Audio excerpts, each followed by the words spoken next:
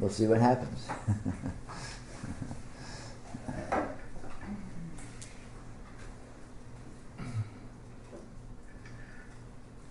You know, I now that you mention it, I think that's probably it. It was edgy and that point in our lives, and so it was exciting. And our parents weren't doing it. Yeah. You know, it was like, oh, great, you know, a good way to rebel, a good way to be different. But now it's practically mainstream. We could count on our hands in Australia how many of us were doing it back then. Yeah. It was a small, very elite community.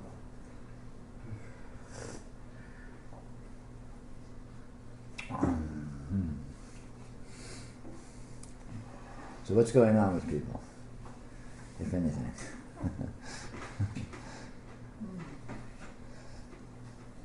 I'm finding it very interesting to notice how I've been maintaining a continuum.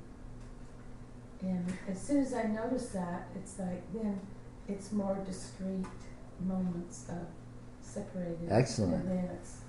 And so it's happening more that way. Excellent. Instead of this long duration of something that doesn't exist. Yeah, excellent.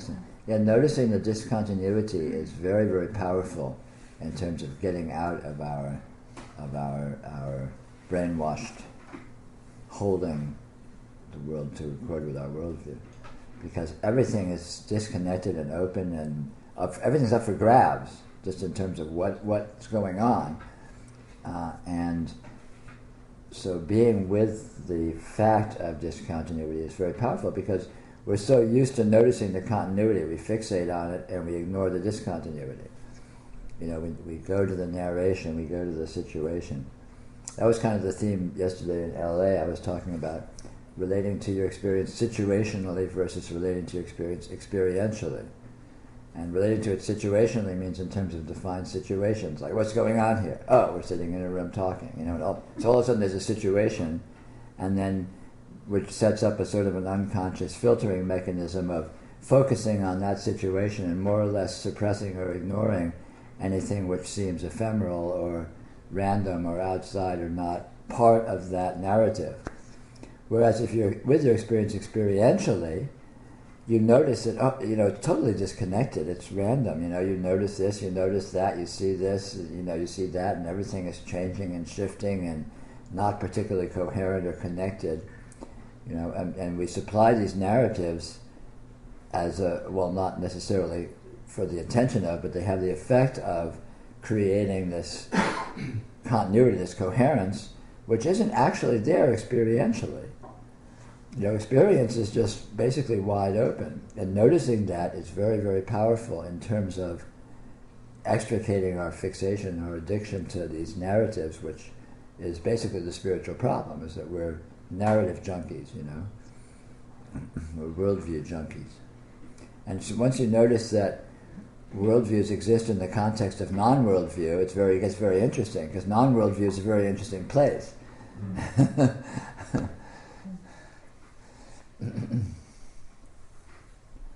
But it's tough because everybody wants you. I mean, everyone says, well, how's it going? How's your, what's it like today? Yeah, no, for sure. How's your week? No.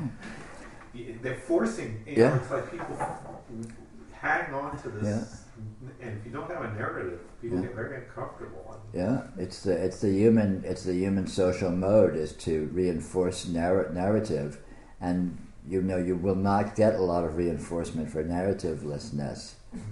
And even when you do, it's in the context of a subtle narrative. Like even if you went to some kind of a workshop in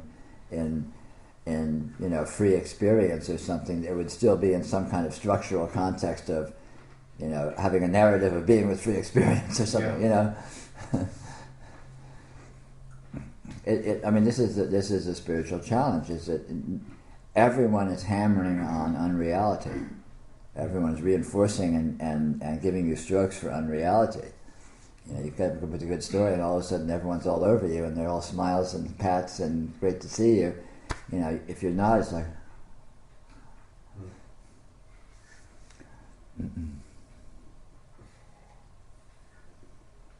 But if you don't engage in that continuity of that established norm, Mm-hmm. there turns out to be actually nothing to talk about. Yeah. Yeah, if you do it well, when you do it well, you're quite contented with, apparent, or let's call it a degree of isolation or a degree of self-centeredness, because in actuality, that's your actual condition anyway. You are alone in your universe. And so when you see that, and you see that that's actually very sufficient, very full, it's like, well, okay, cool. But, of course, also, it's kind of two phases in terms of practice, so to speak, in terms of progression, because since we're typically, addicted to our relating to things circumstantially, relating to things in terms of narrative, the first step is typically to extricate ourselves from that or notice that there's an alternative. But then the second phase, once you notice that there's an alternative, you notice that they're actually not mutually exclusive. Patternlessness. Patterns exist in the context of and actually consist of patternlessness. So once you see that, you can engage in patterning, you can engage in circumstantial type orientation towards experience without getting trapped in it. It just becomes another mode of patternlessness. But it's sort of a different relative phase in terms of maturity, of being sort of established in openness or established in, the more experiential, or more relating to experience as it actually is, as this openness and, the strange condition that it actually turns out to consist of.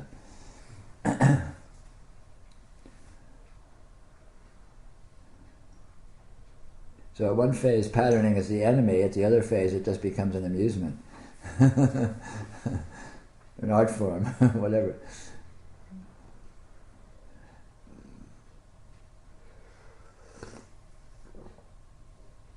But yeah, noticing that is great. I mean, that's a very good place to sit.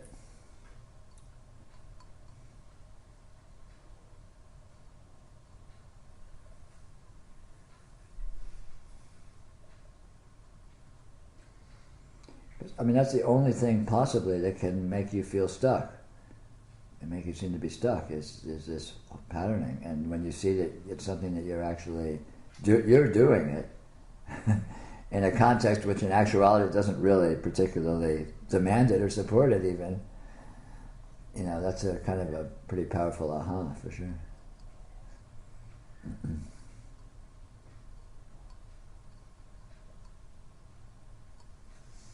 Because everything's gone.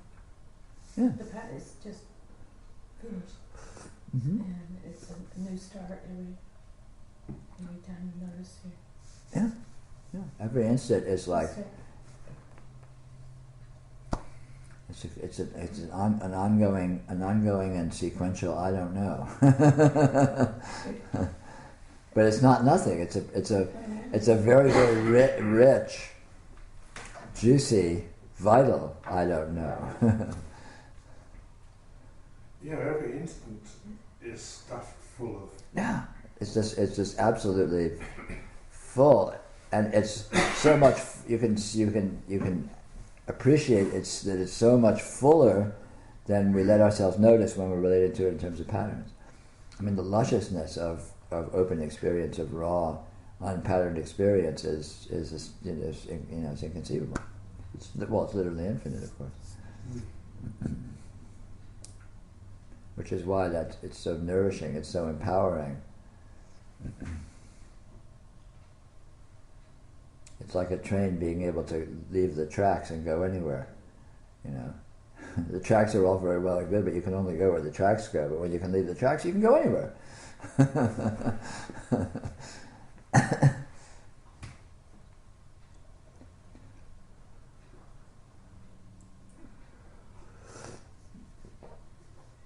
Well, I noticed that I'm placing a lot less pressure on myself to try to come up with narrative that is acceptable, which is sort of good. It's easier. but it's a little disorienting in a sense.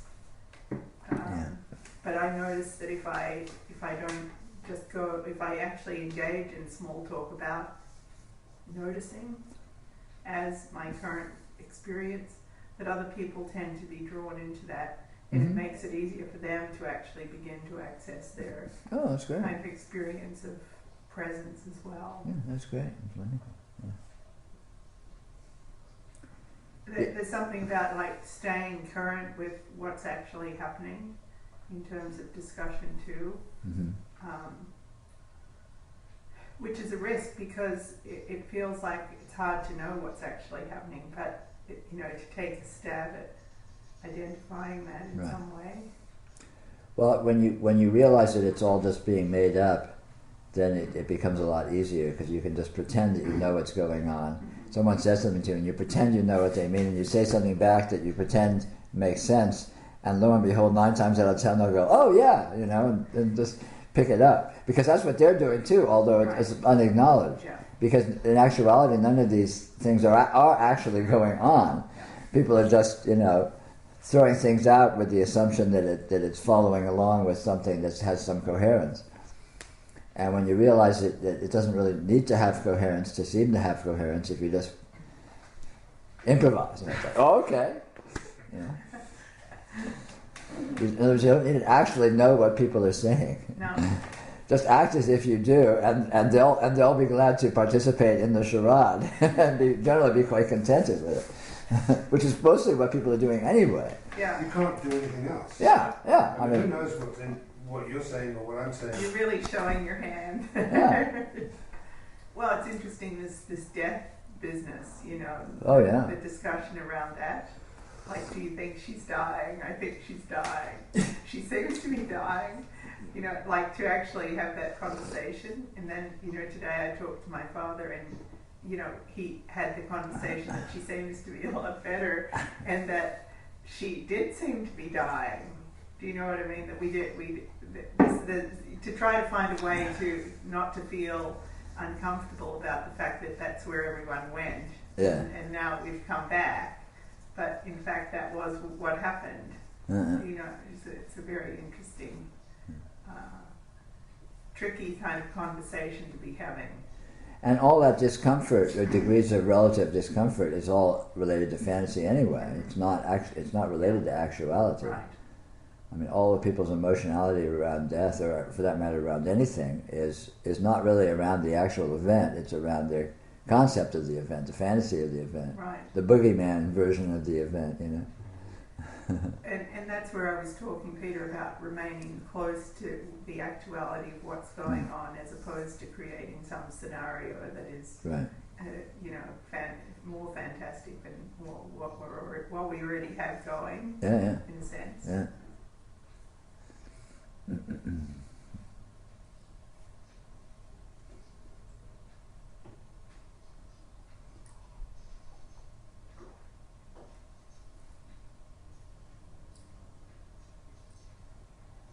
So I was traveling, and so I had an opportunity to let all the spiritual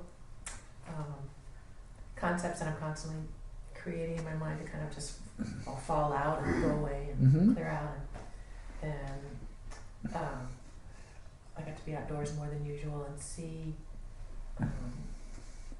plants I've never seen before and bugs I've never seen before and birds and different things. And that was great because I could notice, like, I guess we have a concept that we know what nature is, and we know we have an archetype in our culture. We know what nature is and what our role in it and our place in it, and we can classify all these different things. And then in each separate locale, even close ones to here, but definitely farther away ones, there's things we've never seen before, couldn't have imagined, and we don't know what they look like or exactly what they are.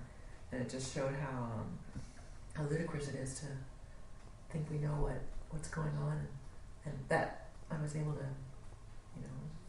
oh yeah, that's what Peter said.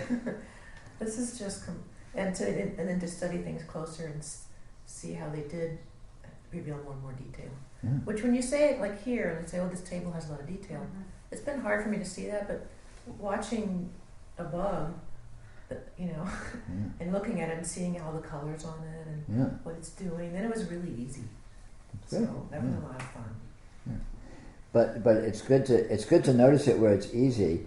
But as you become good at noticing it where it's easy, notice it where it's harder, and you'll find exactly the same phenomena. Because there is nothing whatsoever that is not a bottomless pool of infinity in terms of qualities that are experienceable directly. I don't mean imagining or fantasizing or tripping. It literally, the experience of anything is a bottomless pool of information. You never hit the bottom with anything, no matter how silly or simple, some little pebble or anything. You can go into it forever, just in terms of what's actually there experientially. The problem is we sort of get bored or tired, or we decided we know and we stop looking, and it's and we close the door on it and collapse it into a concept, a fantasy. Oh, it's a rock. Oh, it's just a table, and bang! All of a sudden we're not looking anymore. We're not looking at the detail. Even as the detail doesn't go away, it's still obviously present, but we don't follow it at that point typically. We don't let ourselves notice it, or we let ourselves just get distracted by something else. And we turn the objects, the apparent objects and systems and elements of our apparent circumstances, of our defined circumstances, into these inert, finite, dull things that are just sitting there being what we think they are. And we don't let ourselves notice that there's so much more that they may be that, but they are so much more than that simultaneously.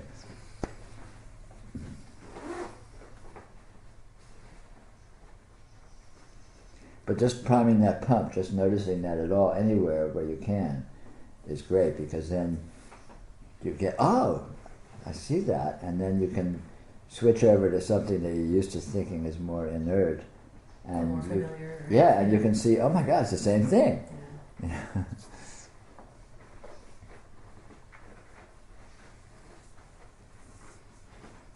It's a very strange thing to talk about, and I try to talk about it a lot, and it's difficult to talk about how specificity coexists with indeterminacy, and when you experience them, you experience all the detail of it, and it's very, very specific, very, very precise, very, very present. It's not a matter of denying that, and yet all that detail is actually, opens to more. Always opens to more, without denying itself, without becoming non-detail, without becoming fuzzy or something. And yet, even in all of that specificity, there still is an endless doorway that's open that you can just go into forever. It's something. It sounds like gibberish conceptually, because specificity and indeterminacy seem like mutually exclusive if you think about it logically. But of course, the experiential is not like that. And that's really the key. That's really the essential key in noticing how this exact, precise experience is infinite openness. Without needing to be, mystical or metaphysical or weird in some way, or you got to see it this way, you got to do that, or you got to, take in your acid in the morning or whatever. It's actually like that. It's inherently like that. All, without denying the detail and the specificity and the patterning, all of that is an opening into endless moreness, into endless otherness.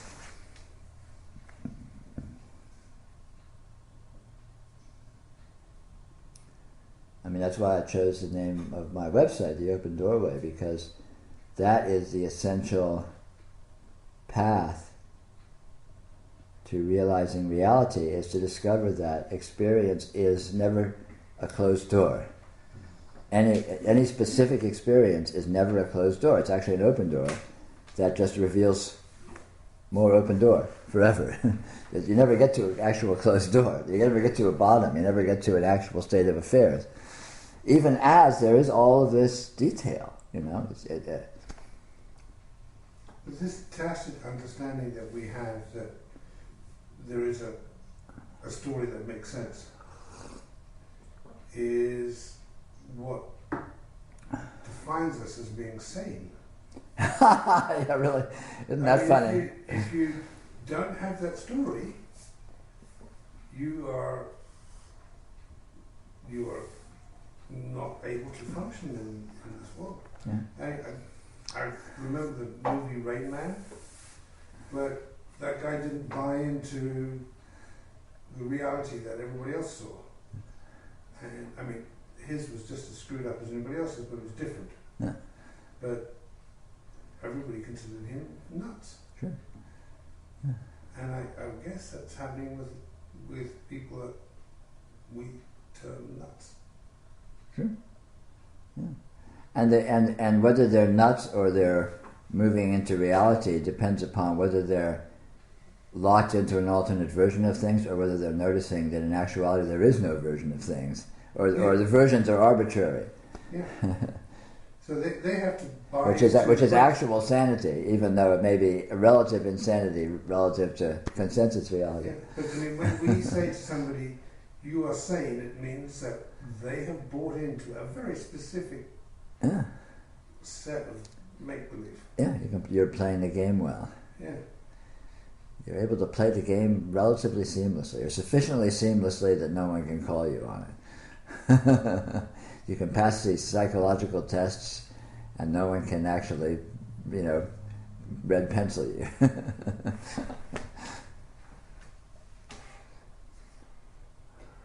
schizophrenic friend in Sydney in my early 20s used to call me the picture of mental health. Just in contrast to his insanity.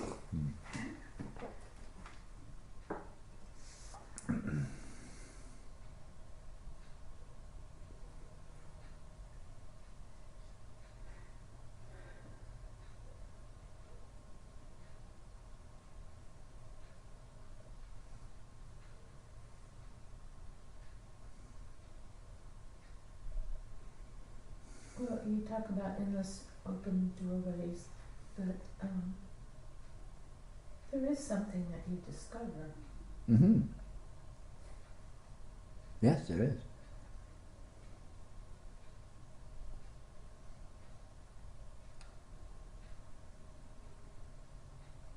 But it's not in the category of thing, it's in the category of reality.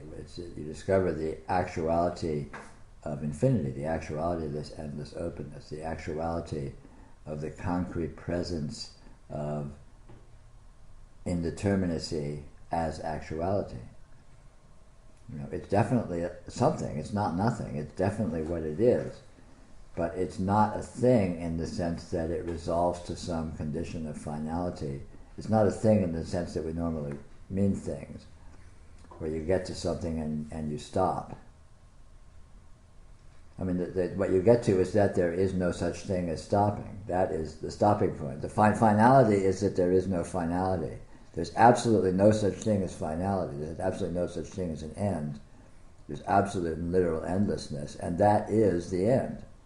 That is, that there are no things is the thing, is the actual thing that you get to. There's just this... Including yourself. Including everything, anything. I mean, ourself, anything is just another, it's just another qualification. It's another holding of a pattern to be a sub-entity that has some coherence. And all of these holdings of patterns to have coherence are just assertions. They're arbitrary. Sure, it's it's a hypothesis. I can erect a worldview in which I am a separate entity in many senses, from other things or qualities or fields or whatever in many senses. That's doable, but I know that it's not actual. It's just a mode. It's like defining the rules of a game, and then I can play that game. Although, of course, we typically don't do it like that, logically or rationally. We just sort of jump into that as a stance directly. But that's what it essentially consists of. But ultimately, I know that that's completely arbitrary, and it's not untrue, because the raw material, the field, is actually present. So subdividing sections of it hypothetically and defining them as entities, you haven't actually taken anything away or added anything. So everything that's there is there. So I can like sort of define a set and say that set is Bruce, and everything that's excluded by that set is non-Bruce, and that's viable because the qualities I'm defining as Bruce are actual. They're there, but they aren't actually coherent or inherently limited or structural or finite in the way that modeling may imply. I mean, Bruce ultimately is the focus of everything. Just like when you look at a wave, you're looking at the ocean, and so the wave that you're designating is actually a focus for the ocean. So when you see the wave, you're seeing the ocean. The ocean doesn't go away when you're looking at a wave and calling it a wave. And calling it a wave doesn't make it a separate thing from the ocean. So calling Bruce Bruce doesn't make a Bruce appear that's anything separate from everything. But it doesn't deny that the qualities that I am, a wave actually is the phenomena that it is, even though it's a phenomena of the whole field. In other words, it's not actually a discrete entity, but it still is. But it is an actuality. So likewise, an individual is an actuality. They're just not actually an individual in the sense of independently existing. They're just a focus of infinity. They're like a window, a port, a locus through which you're viewing infinity, through which you're viewing absoluteness, everything.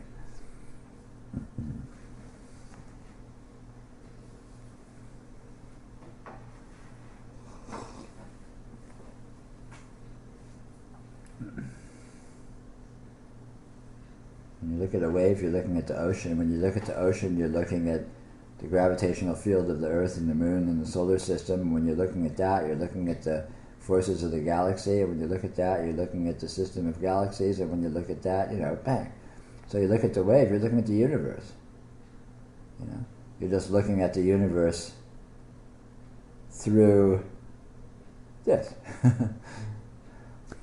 And then you can look at the seagull flying over the wave, and then you're looking at the universe, same universe, but you're looking at it through this. So is there any benefit in just going to the universe? Certainly. But again, it's not an either or. Right. When you go to the universe, the seagull comes with. The wave comes with. It's just not a seagull and not a wave. So all the specificity is here. It's just not actual. In other words, everything is here. They're just not actually things. Right. And what's the benefit? You said there was a benefit. Oh, the same benefit. The benefit is the benefit of being, the benefit of reality. It's the same benefit of not doing it.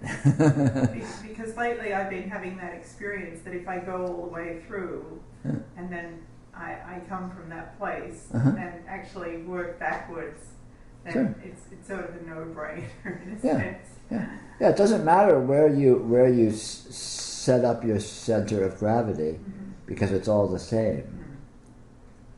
You can, and when you get that, then that's what liberation looks like. That's when you're Teflon, because you can be in any mode. You can have any center of gravity related to this. You can relate to this as a stupid human being in a physical world, because it's not that. You can relate to it as open infinity with random moire fractal patterns shimmering through, because it is that. It just doesn't matter where your center of gravity puts, because no mode of being with this is truer or falser than any other mode of being with this. And so at that point, but to discover that, that can be a good technique to deliberately take your center of gravity, so to speak, and just send it somewhere that you're really not used to having it.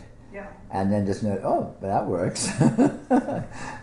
Well, and to see that you can reliably do that again and again in any circumstance. Yes. As opposed to the fantasy we have that, if we do that in a sort of a closed-end system, then we're going to end up in a desperate situation or No. whatever. Because again, you learn it's not mutually exclusive. When you go to one mode, you don't lose the other modes. You know, you can go to absolute wide open infinity and you don't lose the human mode, Right. because the human mode is that. Right. You're just seeing it in those terms. Or you can go to the human mode and you don't lose the mode of wide open infinity, because the human mode is that. You know, modes are not actually discrete. Modes are, are not mutually exclusive. Everything comes with. So when you really get that, it doesn't matter where you go. Nothing is forbidden. It's not like you need oh my God, I need to avoid patterning. I need to avoid conceptual thought because it's evil. It fucks us up. It's not true. Conceptual thought is itself a mode of infinite being. So it's as good a way. It's as good a place to hang out in infinity as any other place. I mean, the answer to the riddle, where do you hang out in infinity, is anywhere. Here, yeah. Which happens to be a synonym for anywhere.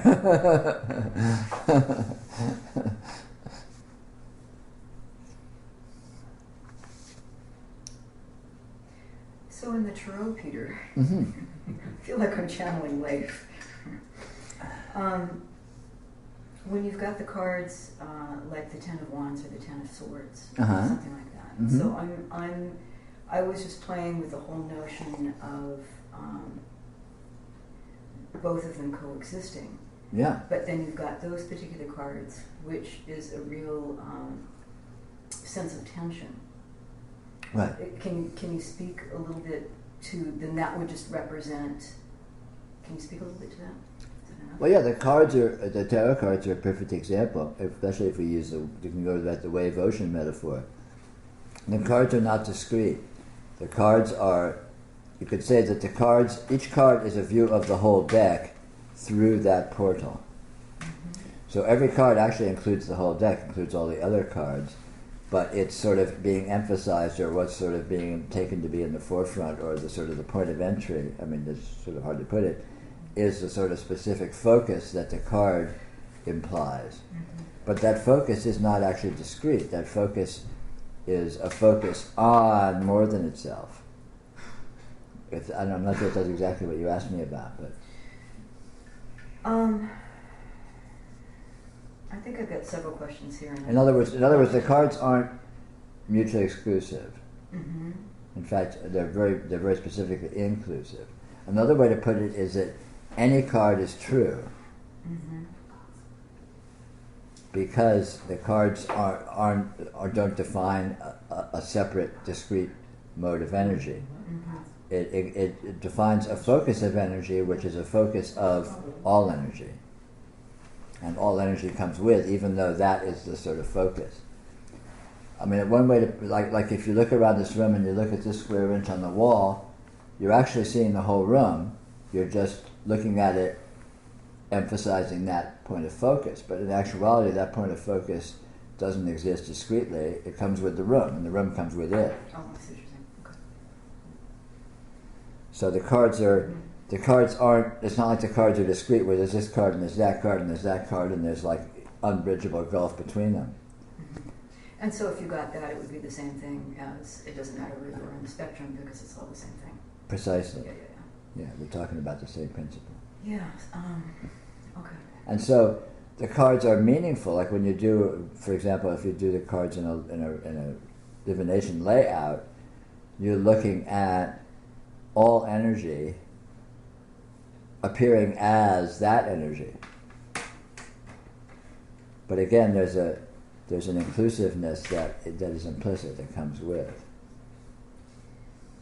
Okay, so is that because that...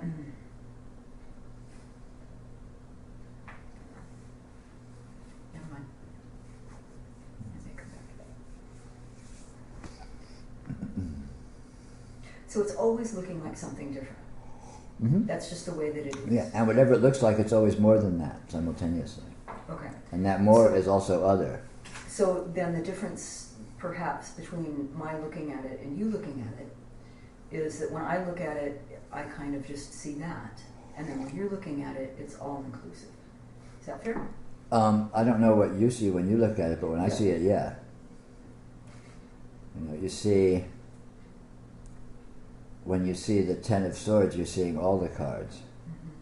When you see the flavor of the Ten of Swords, you're seeing all flavors. But the Ten of Swords is sort of the point of access to all flavors. The point of the pyramid of all energies. The Ten of Swords card is a point of that pyramid. So when you look at that point, you're looking at the whole pyramid. And would it be how that was looking at that particular moment, and then that continually changes? Yes, except that moments aren't discrete either, because moments aren't discrete because at any moment, whatever seems to be dominant is also more than that. Mm-hmm. Mm-hmm.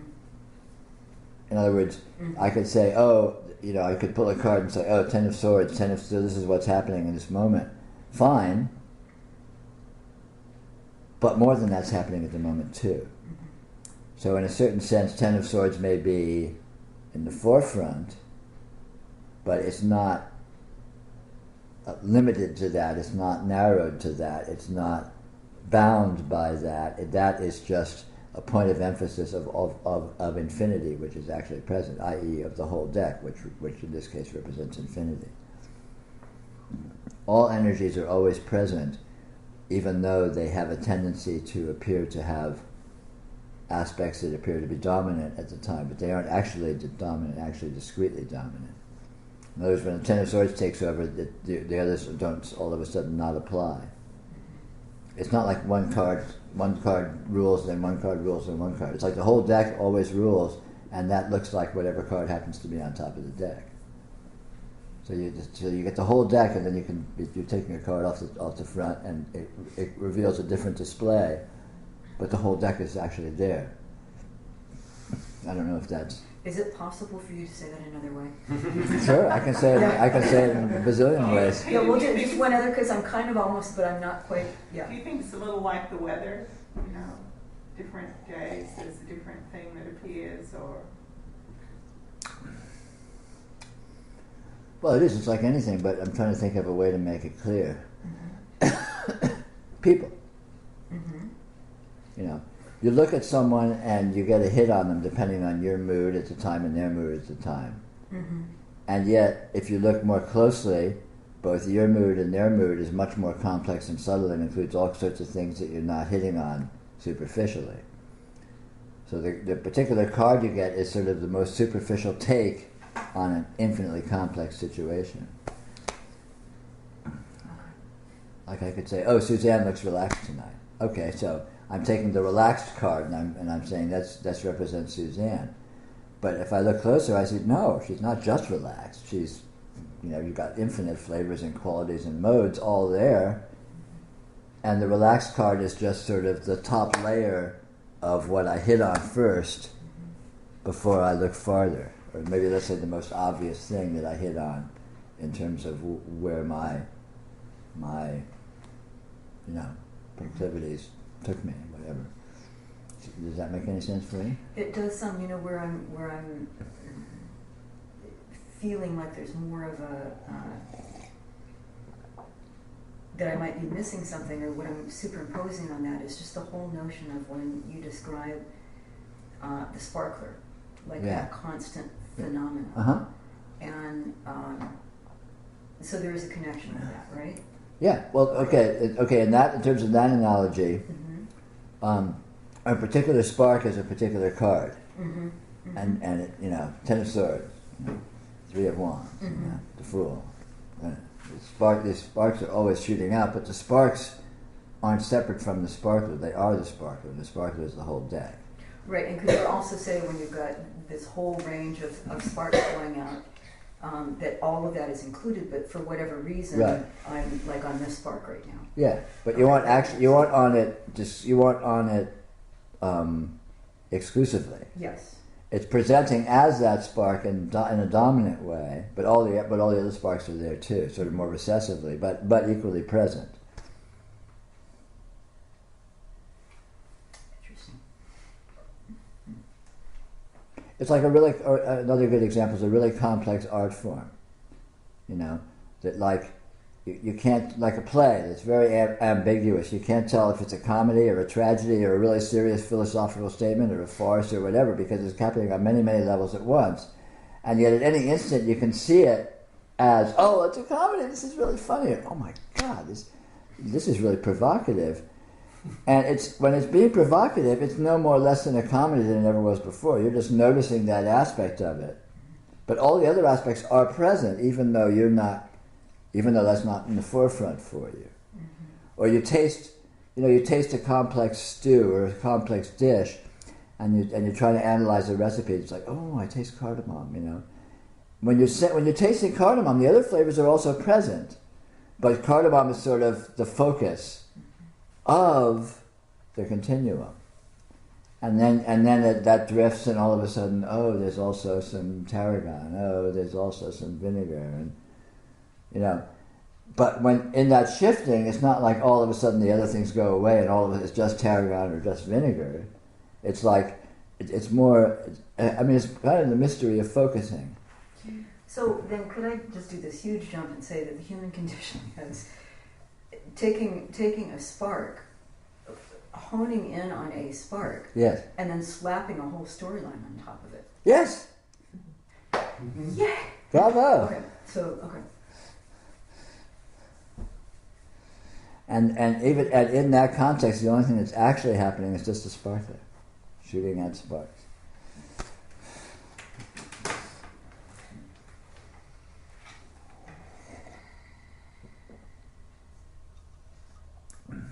The tarot is very interesting because it evokes this whole dichotomy. Because when you do a reading, it's like a koan. It's like, okay, here's a story presenting itself. That is the specific layout that the specific reading is presenting. These particular cards are in these particular positions.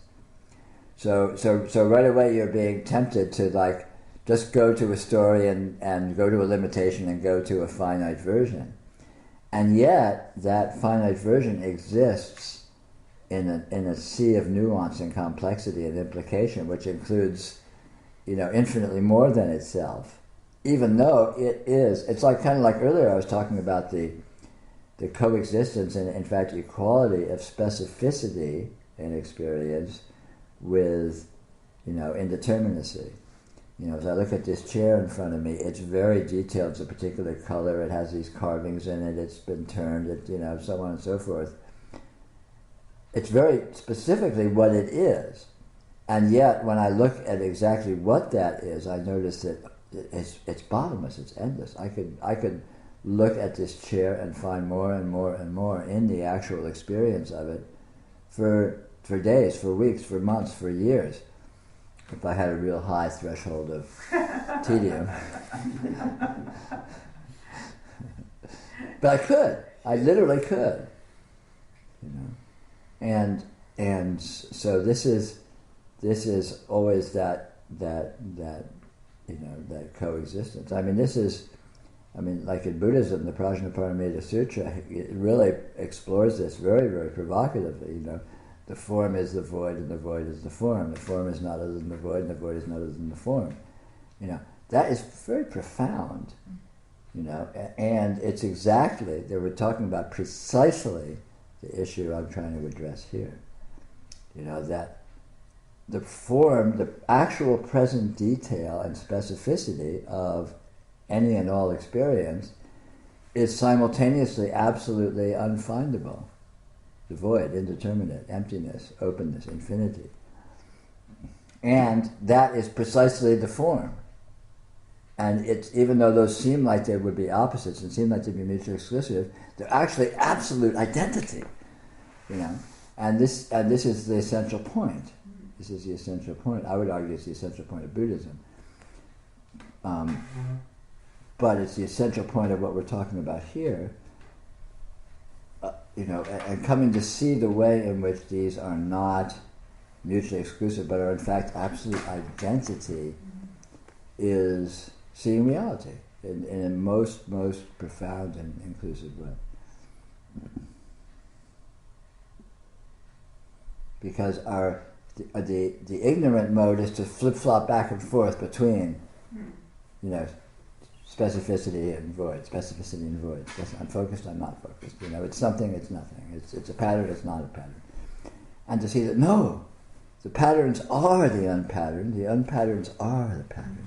The sparkler is the sparks are the sparkler. The dream is sleep, sleep is the dream.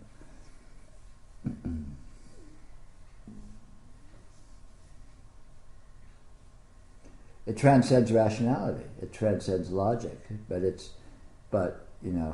so what? Rationality and logic are not inclusive systems.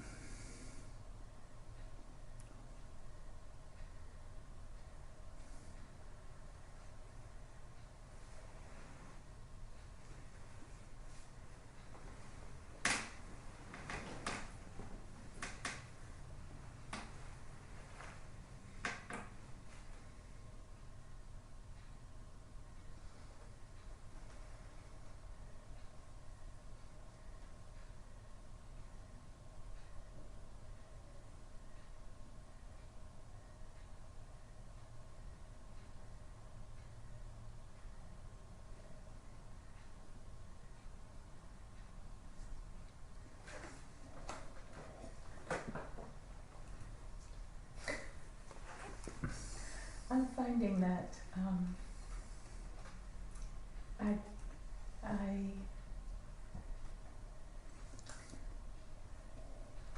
can't necessarily elicit the kind of belief that what's happening with the cards is actually an indication of something that's happening. No need. Um, If you can elicit a belief that what's happening with the cards is what's happening with the cards, that's sufficient. That shouldn't be too hard. At a certain point, I sense that the purpose of them is to unveil aspects of energy that ordinarily would be not apparent. In one sense, a more succinct way of putting that is the point of the tarot cards is to access irrationality.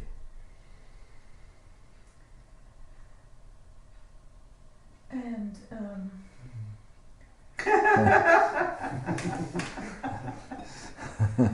It is. Yeah, actually, in a profound way, it is. Presenting rationality, but actually just looking beyond that, you actually go into irrationality. Well, it demands, the tarot cards demand addressing irrationality to one degree or another. They demand it, and on every level. That there is some energy conditions that they refer to is itself irrational. yeah. That they can refer to these cards in some real time sense is irrational. That these layouts have coherence or have synergy is irrational. Every aspect of working with tarot is irrational, and it seduces you into addressing that whether you're aware of it or not. I mean, to even at least to a slight degree. In other words, I argue it's impossible to be completely rational and logical and deal with the tarot unless you're just making a list of properties, of designated properties or something. You can make a list of the cards rationally. You can make a list of colors on a particular deck rationally. You can make a list of verbal attributions rationally. But when you start doing anything more than that, of being with the cards as being anything other than pictures on pieces of paper, you're automatically seduced into looking where you can't look rationally.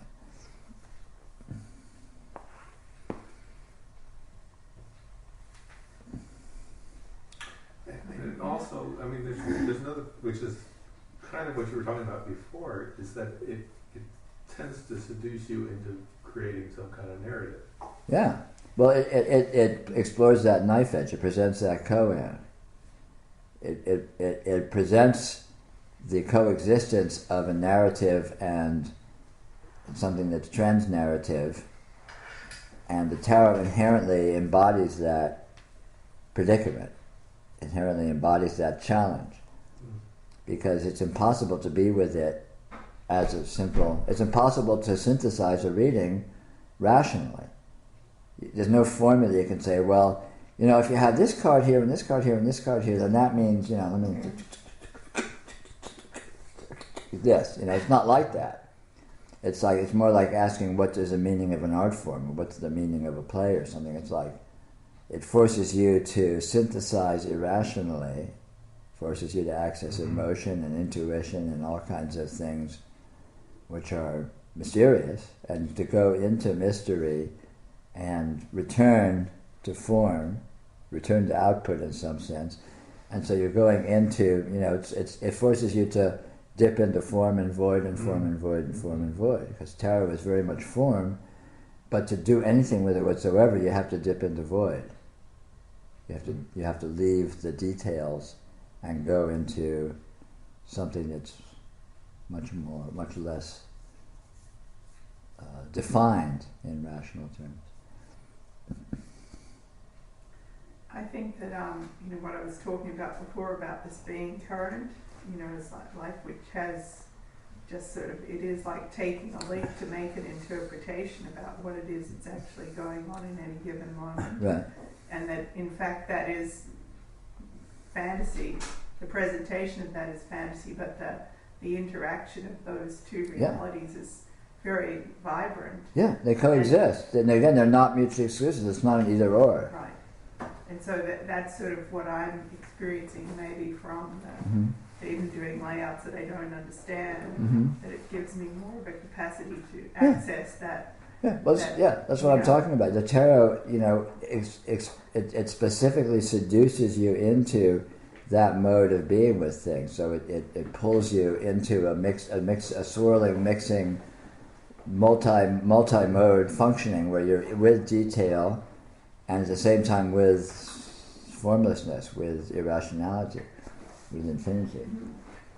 And you know, and this which is transferable to everyday circumstances. Yeah, it always coexists. That cutting edge is always this. This is always that cutting edge.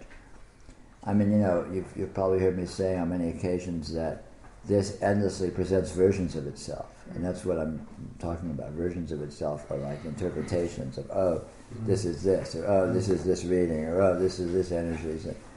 And yet, even as it unstoppably and endlessly presents versions of itself, it inherently transcends any version it presents simultaneously. When the two are not opposites, they're not mutually exclusive. They're in fact simultaneous modes of this. Not even simultaneous, just inherent modes of this.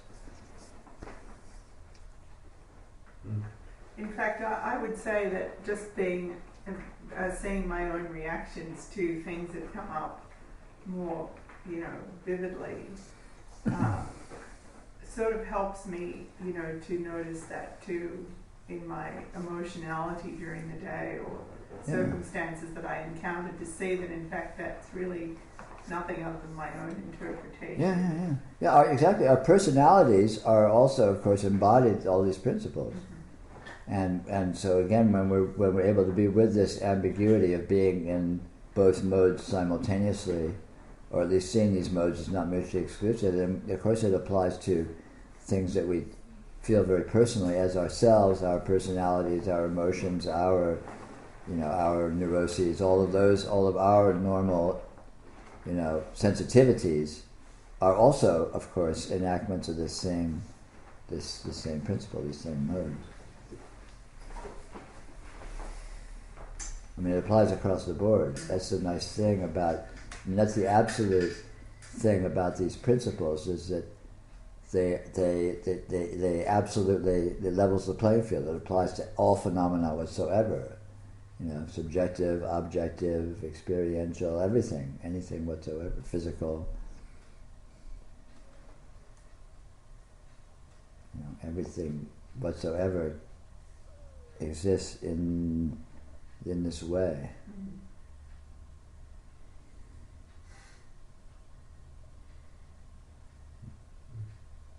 The Israeli chemist who won the Nobel Prize, did you see his contribution? Oh, you should see it, it's beautiful. On crystallization. Back in the 80s, he discovered or noticed a crystallization process which everybody debunked him for 20 years. Now it's proven he's won the Nobel Prize. But it's an endlessly repeating, endlessly giving versions of itself, never repeating those versions of crystals. And it's very beautiful. They have, an electron microscope, or somehow they took a picture of. It's very beautiful. And it's a substance that they've never seen before. Some people have gotten similar things in laboratory experiments, but were maybe afraid to say it or thought it was inconsequential. But no, he's won the Nobel Prize for it. So this crystalline substance just repeats endless crystals, and they never repeat. Mm-hmm. Sounds familiar. Well, I thought immediately of you. So Peter's point of view just came to mind.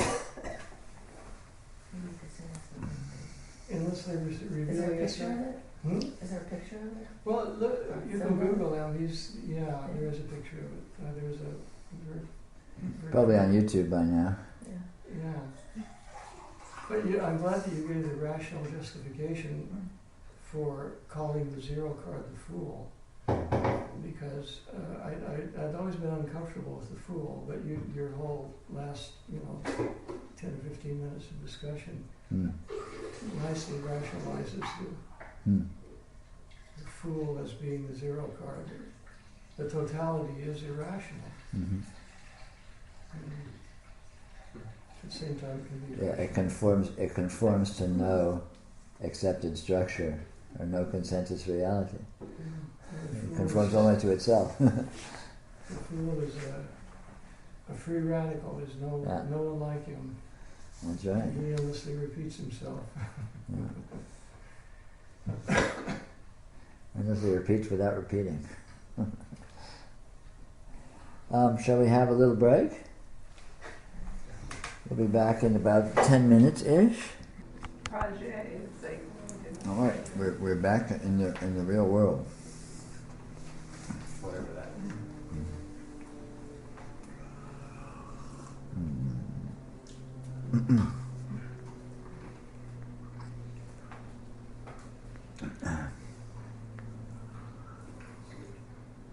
So I was doing a training all weekend. Movements integrate the brain and all levels on all three planes. And so when you're saying tarot, it sounded kind of similar to saying you would integrate the right and left brain and the hemispheres and then the conscious and unconscious. Yeah, it's the same Do thing. you agree with that? Yeah, I mean, that's what we're talking about here. We're talking about integrating our levels of functioning on all of the native modes that we actually inhabit. And, so-called spiritual immaturity consists of only partial functioning, where we aren't really equally inhabiting all of our native modes. And what we're talking about is moving into and, let's call it, consciously inhabiting all modes that you actually exist in. That's what I'm interested in. One last metaphor relating to the tarot. For me, it's the layout, the cross involved in the layout that you use. You know, the vertical cross is conscious, and the horizontal cross is unconscious. Yeah. I understand it. Sure. And is there a way to just use those layouts and to bring to consciousness? Well, I'll put it this way: is the unconscious one necessarily and permanently and forever unconscious, or is that something that can be brought into consciousness? Yeah, it can be brought into consciousness, but it's not. It's not that it's brought into consciousness so much as consciousness is brought into unconsciousness. See? Unconsciousness is consciousness. Well, yeah. It's just not recognized as consciousness. Right. You know, it's inaccurately simplistic to imagine that I've said this before, probably many times again. There's another way of looking at the process of spiritual unfoldment is integration of the unconscious and the conscious mind, so that you inhabit all of that. I mean, in pseudo-psychological terms. And it's not that the unconscious is brought into the conscious. On the contrary, it is that the unconscious is discovered to be a mode of consciousness that you already inhabit. I mean, this is what noticing, the pseudo practice of noticing consists of accessing your unconscious experience of your conscious experiencing, which of course is occurring simultaneously. And so we typically don't acknowledge it because we censor that mode out of our acknowledgement, out of our noticing, by declaring it not conscious. So we do it. Yeah, I mean, not we do it deliberately so much, but it's a mechanism we identify with conscious consciousness, and in not identifying with unconscious consciousness, we basically deny. It's a process of denial or auto-suggestion, which makes it, makes the elephant in the room disappear. So back to the open door. Yeah. So that noticing is actually a way of noticing that when you're experiencing consciously, there's also this X factor, there's other aspects of experience that are happening simultaneously, which essentially the unconscious, what we might call, pseudo-psychologically, the unconscious mind is its modes of experiencing.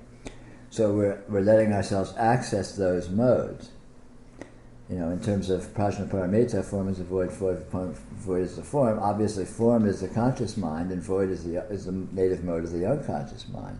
Mm-hmm. Finiteness is the native mode of the conscious mind. Infinity is the native mode of the unconscious mind. And in fact, they coexist and they're one. But from the conscious point of view, that can't be understood. And so, as long as you're a conscious chauvinist, or you're identified with your conscious functioning, the unconscious functioning remains whatever, inaccessible. An object of fear or denial or whatever, in sort of the typical modern psychological condition. Something that I was noticing when you were speaking at Pam's house last. I was listening to your dissertation, also sort of taking in the whole room, and I was cycling between something, a picture of the whole picture, and another picture of the whole picture, which were exactly the same. And yet when I went into the other picture, it seemed entirely different. And then back to the... I was trying to identify what is the difference when I cycled, and I couldn't pick out any difference whatsoever, and that they were radically different. And I was just thinking this morning, the only logical explanation for that is a different part of me is viewing the same thing. Yeah, sure. I'm moving here rather than... Yeah. Well, that's the essence of noticing. Noticing is being with your experience, but being with it in a different way. But the experience hasn't changed. Mm-hmm. And yet there's this X factor of difference, and you're basically being with it in a mode that you're not used to identifying with or noticing, and you're letting yourself notice it. You're letting yourself identify with that mode. And again, the difference between noticing and not noticing is extremely obvious in practice, but theoretically is very obscure because it's the same experience.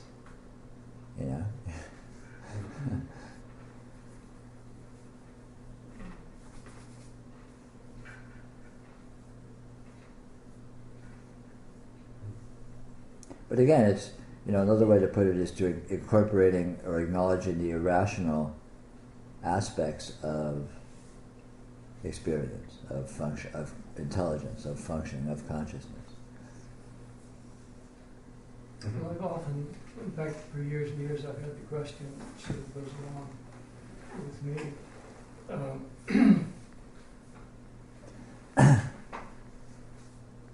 As to whether I just moved into something else and I forgot the beginning of my question. I'll get back to you. Get back to you on that. So, Peter, it occurs to me that one way of describing this is like seeing something. You're seeing an object, Irma, I'm seeing Irma, and knowing that what I see there is what I'm seeing. It is my experience. It's the totality of my experience. Right. But knowing that the reality of what Irma is, or what the thing that I'm seeing is more than that. Is infinitely more than that. It's not just what I'm seeing. Well, but it's even what you're seeing is more than what you're seeing. Because the actual experience of vision itself is infinitely detailed, let's call it. Right. So it's not just an understanding that there is more to than meets the eye. It's an understanding that what meets the eye is more than we're acknowledging meets the eye. I mean, that's the wonderful, the astounding. Actually, it turns out to be the surprising thing about noticing, is that it occurs in the context of absolutely normal experiencing. This is not some sort of meta experiencing. It's just noticing that actual experiencing is itself inconceivably bizarre. Mm. And we're used to thinking of, I'm just seeing such and such, as if there was any limitation there. And in actual fact, every mundane, simple, present experience is literally infinite, and explicitly so. Infinity isn't hidden in any recesses. It's nakedly displayed. It throws itself about with the abandon and shamelessness of a harlot. To get poetic. It every minute. Record that line for the book. It's in the can.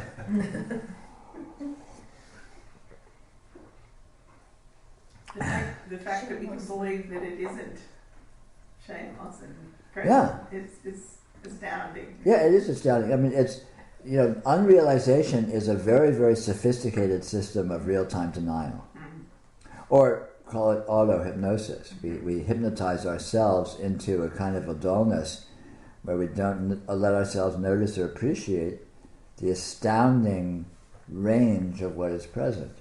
And the obvious astoundingness of it. Mm-hmm. And it's not that it's not present, it's just that we somehow have this internal, astounding, amazing internal mechanism of not seeing it.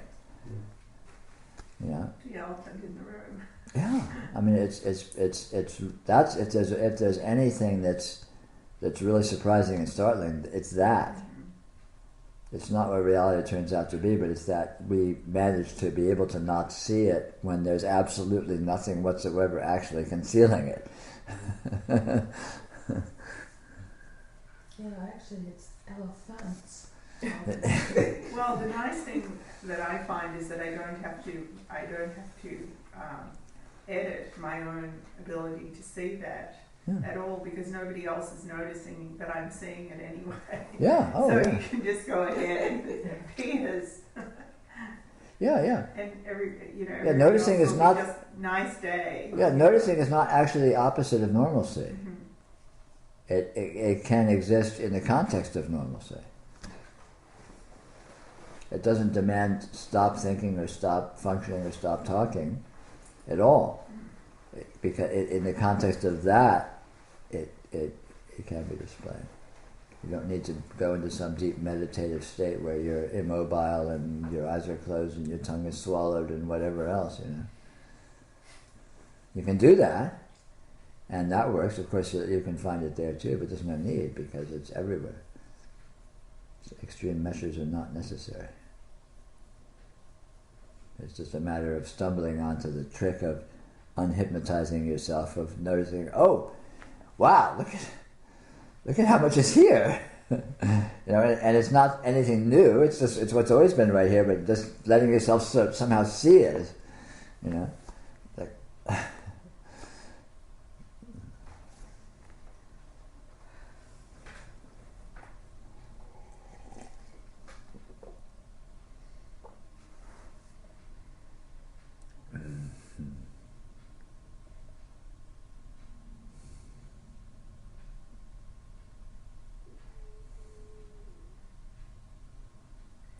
So, Peter, with this, the flipping back and forth,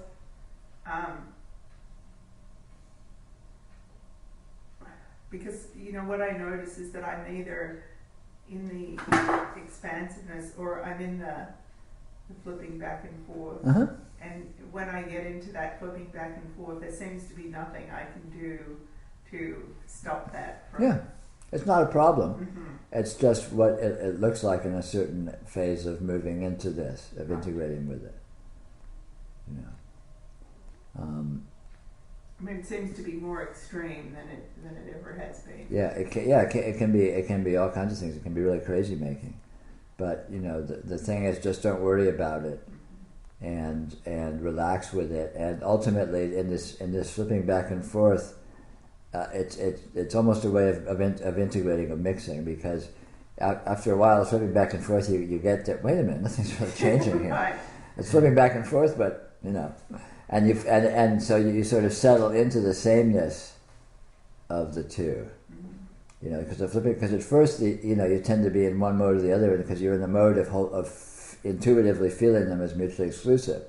So it's like a seesaw. You push down one side, and the other side goes up. And when you're with it, you get to a certain point where you get that, wait a minute, this side's going up and down, and this side's going up and down, but they actually aren't connected at all. And then you get that, oh, there's not an either or here. But it's something that you get very sort of with your body, you might say, or intuitively. It's not something you get logically, and you get it just by being with it textually. It sort of permeates and it sinks in. You sort of, like learning to ride a bicycle or something. After a while, you just kind of get it, Yeah. through exposure. Right. Yeah. But I think that's very natural. I think that happens to most, if not all, people that are in this process. And if not, you'd be worried about them. Well, or whatever. Why not?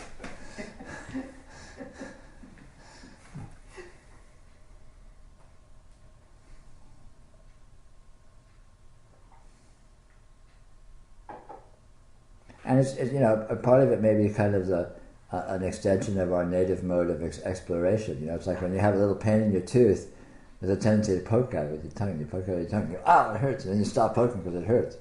But then, lo and behold, you poke it again. So it's this flopping back and forth between wanting to explore it and then reacting to, oh, I shouldn't have done that. And so it's kind of like, this flip-flopping can be like going to this openness and, oh, wow, wait a minute. And you're going back to normalcy and vice versa. So, I don't know. Yeah, it's quite interesting, really. Well, it's fascinating. If one can approach it without any bias. Yeah, and that's the trick, is to really relax with it. Don't sweat it. Don't think it matters. Don't freeze up around it or panic or think it means anything. Just relax with it and sort of surf it. And it will spontaneously go where it's going.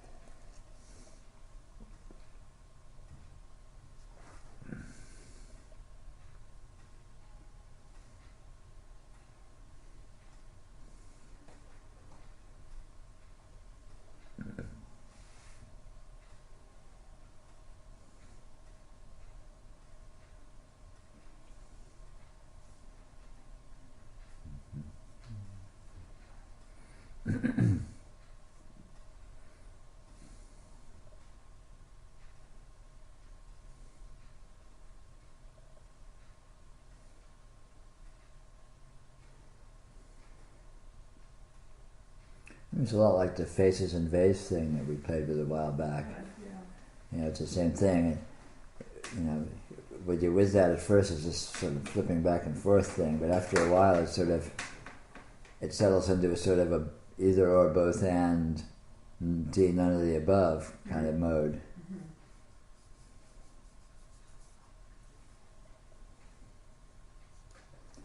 Do you find that there's a crystalline structure to mindsets or worldview?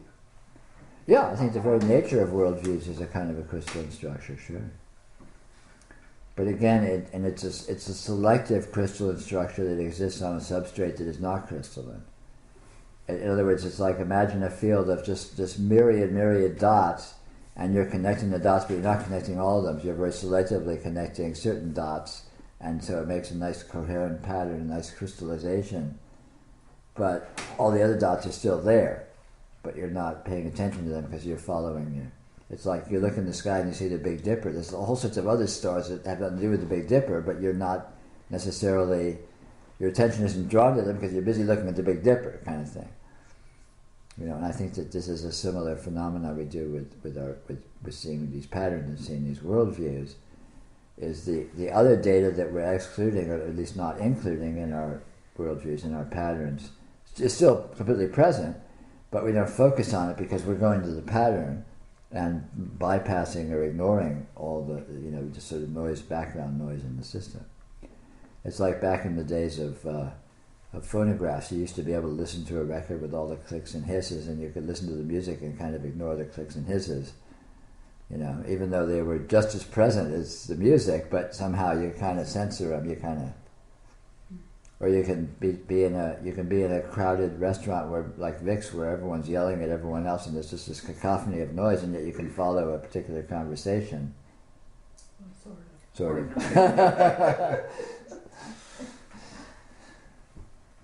Because of this ability to selectively sort of de-emphasize what is actually equally present. Well, I don't know whether it was a form of synesthesia, but I actually felt a worldview as a crystalline structure just collapse. Yeah. Oh, yeah. No, you feel. Yeah, these things are not just conceptual. We sort of hold them, let's say, metaphysically, paraphysically, pseudo-physically. There's a way in which, a lot of times when you're doing spiritual work, there'll be these sort of big, things you'll feel in your body, and because as we navigate in and out of these structures, they're not just existing on a little refined mental level. They're existing on all sorts of felt, intuitive levels too, where they're sort of integrated. And so, leaving them can or navigating within them, let's say, you can feel it in all sorts of oblique areas where you wouldn't necessarily expect it. For sure, yeah. That's why things like relaxation are such powerful spiritual techniques, because you're addressing these patterns from the back door of how they're being sort of physically held. I don't like this term physically held, but it's still it's kind of it refers to something that's relevant. Yeah, there's a way in which these patterns are being experienced that is well synesthetic. That is. That shows up in other areas of sensation. It can be vision. You can see flashes of light. You can feel things, in the sense of touch. All different kinds of phenomena can happen when these things begin to shift. Particularly when you've been settled in one for a long time unconsciously, and you find yourself out of it or something. It can be a real, a kind of a goose in some area of other area of your experience.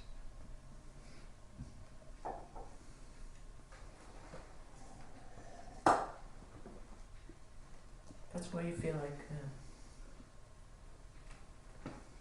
hearing something and maybe believing it up here is worthless. It has no. It's got to sink way down. Yeah, well, it has to have real impact.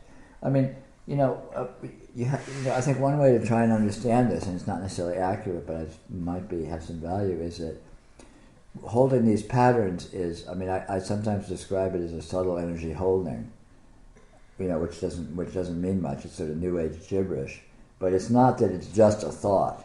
It's not that it's just a concept like, cat is spelled C-A-T, is just a concept, but we sort of hold these worldviews or these sort of things that we hold to be true in a more intimate, energy, experiential way than just simply lightly conceptually.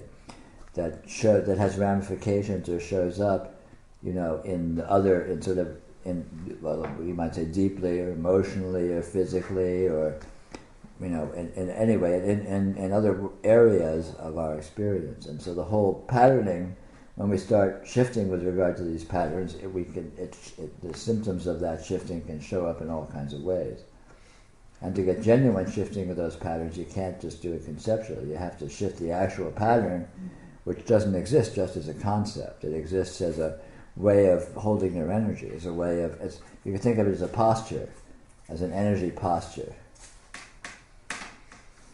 And when you move your posture, obviously everything moves. So you can see some people's what they're holding just by looking at them. Sure, yeah, sure. People's energy condition is apparent at a glance, if you're sensitive to it.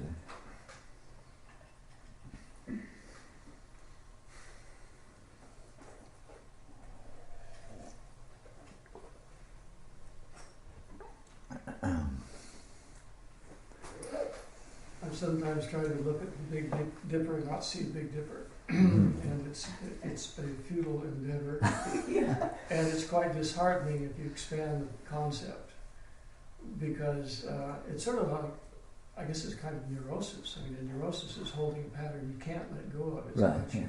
Yeah, in a way. That's one way of thinking of it. But I mean, you can feel how it's got you when you try not to see right. the Big Dipper. Right.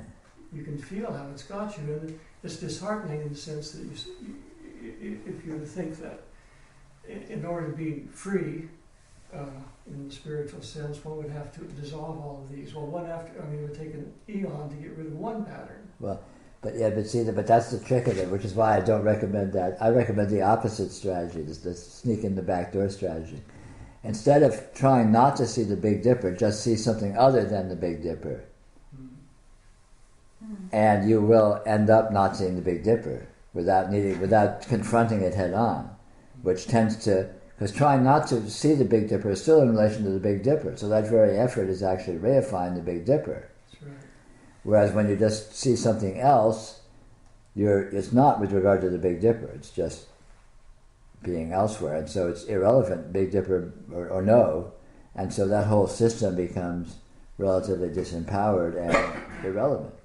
So you bypass it altogether, which is why I always recommend that an easy strategy with noticing is not to don't confront unreality, just bypass it. Just slip out the back door, go somewhere else where there's nothing in particular, and hang out there experientially, and you will be outside of the patterning without needing to dismantle it or fight it or trying to be outside it. In other words, don't try to be outside it, just leave. Don't try to be out of the house, just walk out the door. Dessert. Yeah. Or just stay inside, you'll never see the Big Dipper. Right, exactly.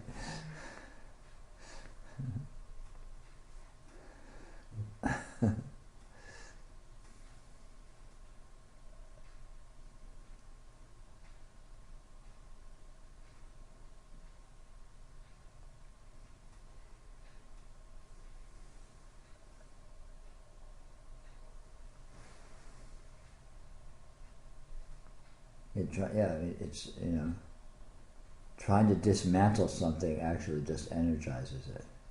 Whereas cheating, just ducking out, completely ignoring the issue altogether and going somewhere else, all of a sudden you find yourself where that issue is just not relevant, one way or the other, and so you don't need to deconstruct it.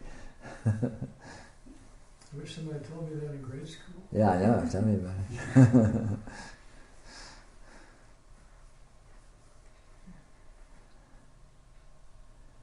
it. I discovered cheating pretty early on, but I wasn't very skillful. I ended up dropping out of high school.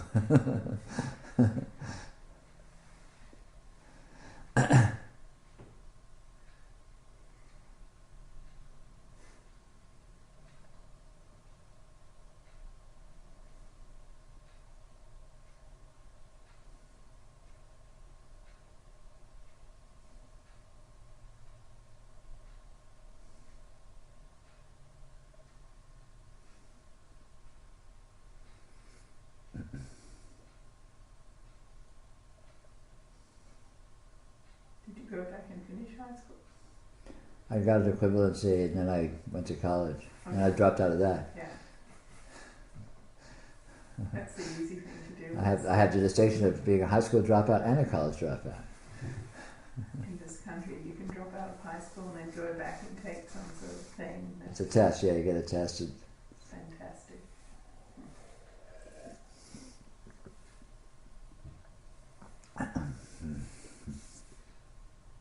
The true genius is among us.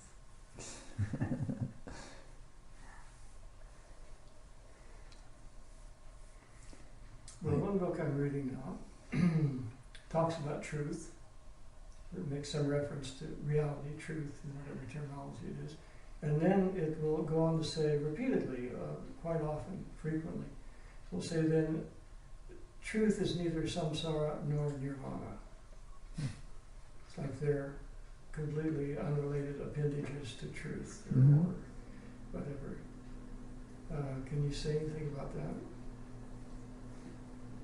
Yeah, reality is always none of the above. And samsara and nirvana, if they're definable, are partial. Reality is not definable. And like we were talking about the fool earlier, reality is intrinsically not definable. So if samsara and nirvana, by the very fact that you can refer to them and differentiate them, if you could, then they are partial conditions.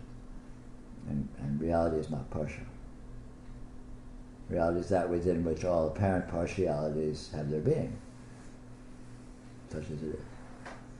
See, this, as applied to a person who knows the truth, this sort of flies in the face of common sense understanding that a person who knows the truth, that is, a person who has attained nirvana, is the truth. He's not in a polar structure. Right. And yet, this repeated reference to that is a little bit... Well, it's somewhat doctrinal, because, there's two ways nirvana is referred to. Nirvana is referred to as a condition which is the antidote to, or the opposite of samsara, and nirvana can also be referred to as the act or the activity or the action or the functionality of discovering reality. And they're two different, even though it's the same word, it's two different conditions. But even to say that... So in other words, when you achieve reality, when you understand reality, you're beyond any condition, and you are, and yet you can be in any condition without being limited by it. And you can refer to that as having achieved nirvana, but then when you talk about a condition of nirvana which is differentiable to a condition of samsara, then doctrinally reality is beyond that. And yet realizing nirvana may be the transcendence of those conditions. Or another way to put it is that when you're in samsara, nirvana seems to be something. Nirvana is a carrot on the stick when you're in samsara. Realizing nirvana is realizing there's no carrot, there's no stick, and there's no samsara. So the whole thing just poofs, the bubble pops. It ceases to be an issue. So that's why the Zen master who said something like he knows reality had to spend about 500 incarnations as a fox spirit. in the story. Oh yeah, that koan's wonderful. I love that. It's delightful. But when they mention samsara and nirvana, it's always followed by, I mean, in that book, which is the long-term run, Right. it's always followed by an example of how that can be. Right? I mean, he says it over and over again, and then there's Yeah. an From the- example. From the Dzogchen doctrinally makes a point of being beyond samsara and nirvana. Because Dzogchen is beyond any condition, beyond definition. But then it's sort of practical or functional or yogic. In yogic terms, the achievement of nirvana might be the realization of that transcendental condition, or that condition with unlimited condition. So it's kind of I think it's kind of using the same terminology in different contexts. Yeah, Because a lot of especially Logchen Rabjam, a lot of his stuff he's you got to understand he's writing in a context of this Buddhist establishment with libraries and libraries and libraries of treatises and doctrines and philosophical arguments. And he was trying to sort it all out. He was trying to like be the last word, and actually succeeded pretty much, in my opinion, being the last word. And really, all these hairs you guys have been splitting, here's how it really is.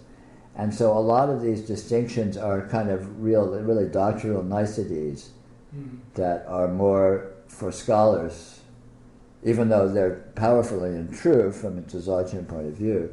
But the bother to draw these distinctions is more for scholars who have been wrestling with this stuff to try and settle them down, I think. I thought he was like trying to blow the whole thing rather than explain it. No, Longchen Rabjam was like an encyclopedist. He was a really interesting guy. He was very prolific. He wrote, I don't know how many, thousands and thousands and thousands and thousands of pages on all levels of Buddhism. He wasn't just a Dzogchen writer, although he's acknowledged as being a Dzogchen master and his best stuff is a Dzogchen. But he was basically trying to clarify, because there was all of this, libraries full of these, these block prints of this Tantra and that Tantra and this, all of which have all of these philosophical implications, and there's all of these interpretations of it that are more block prints of this philosopher interprets this Tantra as implying this and this and this. So it's just this spider's web, this mess of philosophical stew, and he was trying to sort it all out. He wanted to say, here's the real version. If you really want to make sense of all of this stuff, read my stuff. And he wrote on the Dzogchen level. He wrote all the levels of, at that time they classified 9 different levels of, or approximately, of Buddhist teaching within Nyingma, and he was the expert in each level, and he tried to write definitive treatises within each level, as a way of sort of clarifying it and comprehensively including everything, sort of have to have the last word. That's sort of the context of what he actually did. You can see that, and historically that's interesting to contrast him with Shankara. Shankara just refuted Buddhism. He used his mind to refute Buddhism, period. And in this case, he's giving the essence of all of this network of Buddhism and sort of weaving it together and coming out with the core. Yeah. Because he had a lot to work with, because again there were all of these different sort of spins within the teaching doctrinally that were not particularly coherent. Yeah. It wasn't really coherent, and some of it was sloppier than others of it. And he wanted to sort of clarify everything. He wanted to just be the clear light by which you could make sense of all of this stuff. Yeah.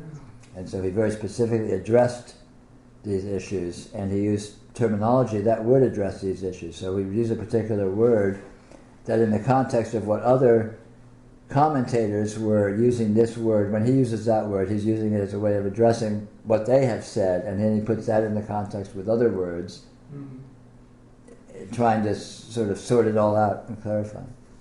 But he was apparently very ambitious, but he's very successful. He was acknowledged as probably the most brilliant writer in Tibetan Buddhism. This was back in the 1400s. So he was a talented guy.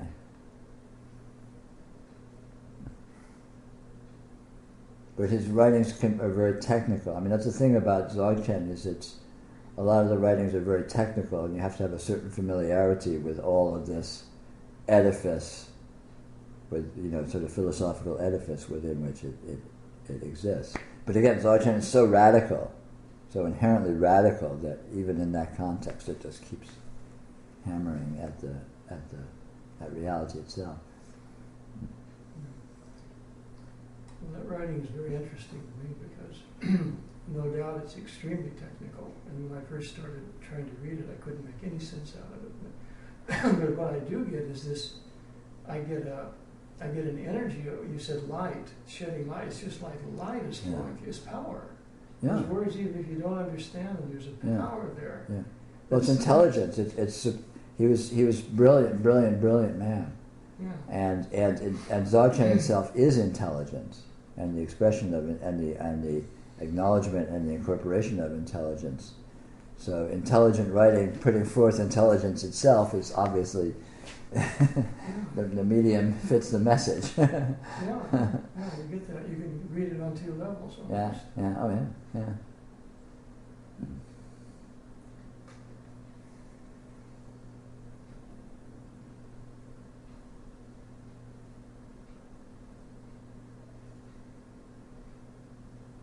And since he was a master of that, even though he's writing in scholarly terms, he's also nakedly communicating the essence.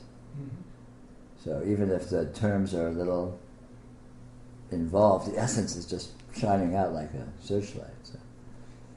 That almost justifies the practice of chanting Sanskrit or something. You don't know the words. You don't. I mean, you can pronounce the words, but you don't know the meaning. You don't know what the words are. And yet there's an energy there. Yeah, absolutely, sure. I mean, that's the essence of mantra, is that the energy of which it's constructed, literally and substantially, is pure Shakti, is intelligence. Mm-hmm. All speech is that. I mean, all form whatsoever is a pure shining forth, ultimately pure shining forth of divine energy, of divine presence. So, of course, you can ride that back, so to speak, to the source.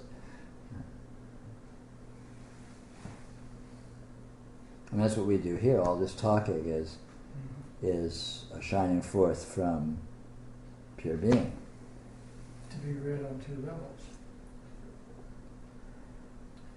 Tree of life again, too. Well, isn't that interesting?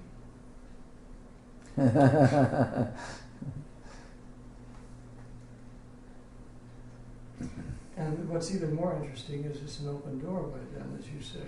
It's not something you have to work for 12 lifetimes of intense, tapas and sadhana, standing neck deep in ice water and all that. Yeah. But it's these things are available, if I read you correctly, hear you correctly. These things are available to us right now. Yeah, if you avail yourself. You can stand in front of the doorway and pray and do austerities praying to be let through, or you can just dive through the damn doorway. Just walk through the door. Your choice, essentially. Like the neurosis, the more you fight with it, the more you energize the immobility and the lack of going. Yeah. Well, like we talked, like with the Big Dipper, it's the same thing. Try not to see the Big Dipper as a way of engaging with the Big Dipper. Right. Whereas just ducking it altogether just obviates the issue of Big Dipper, Schmig Dipper. Who cares? It's just the whole thing just becomes a non-issue and hence a non-entity. Mm-hmm. Same with neurosis. You don't need to fix your personality. You don't need to not be neurotic. Just don't make it an issue. Let go of it and go somewhere else within your energy system, and then the fact that you're a neurotic asshole, who cares? Because you're not grappling with it. You're not like staring it in the face, owning it as an issue. And I would hesitate to say it, but it almost implies that everybody who's really on the path is basically treading water. They're doing sadhana. Yeah, they may be, because again, I'm working towards a goal. I'm going to someday Yeah. secure it and stick. Yeah. Well, because spiritual achievement really is a function of intelligence. It's a function of cleverness, not necessarily a function of persistence. Although they aren't mutually exclusive, of course. Intelligence can shine forth in the context of persistence, but not necessarily. And intelligence can function without persistence. We're so practical in the West that these Indian things and the Tibetan things have come in for a long time, but we're so practical. We're looking for the right cause that will produce this effect, and we're looking at it from that point of view. I'll pay you a lot of money if you'll give me the cause, you'll give me the method that will produce the effect. Right. And that makes us vulnerable to a lot of exploitation. Yeah, it's self-exploitation. Yeah, a lot of it's exploitation, and a lot of it's well-meaning, well-intentioned exploitation, but it amounts to the same thing in effect. You know, it's really easy to get caught up in these sort of endless, the cages that rats run around in. Mm-hmm. It's really easy to get caught up in a system like that really has no exit. That yet you're invested in the sense that you're getting something out of it. You know. But again, you know, it's like in a certain sense, the spiritual issue is kind of an IQ test, and when you pass it, is when you get to leave the exam room. That's the Sphinx asking the question. Yeah. You can't pass unless you can answer the question, and usually it isn't the logical answer.